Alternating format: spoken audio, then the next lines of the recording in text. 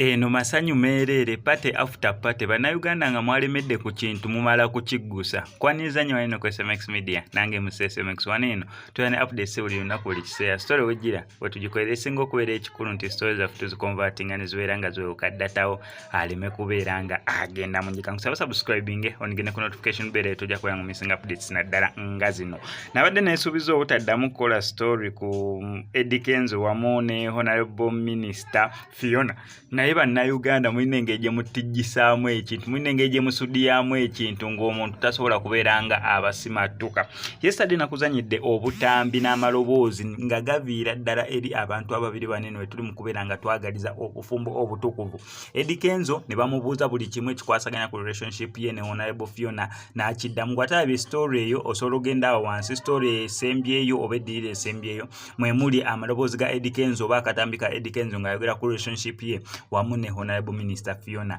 Nera still mu video yennyini mwe muli akatambi ka Honorable Minister Fiona ng'ayogera ku relationship ye wamu n'omuyimbi Eddie Kenzo naye temwewummuza.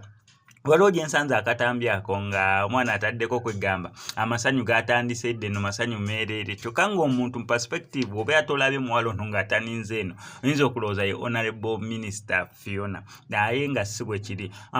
Ku kavidiyo kakwatibwa ku luyimba lw'omukulu Eddie Kenzo we yali ng'ashootinga music video ye ey'oluyimba remix ne Yeyongedde gye bayita leeta. Kijjukire bulungi nnyo nti akayimba kaleeta ka mukulu Yeyongedde naye oluvannyuma yaddamu n'akola remix oba remake ng'ali n'omukulu Eddie Kenzo. So abavixen abaaliwo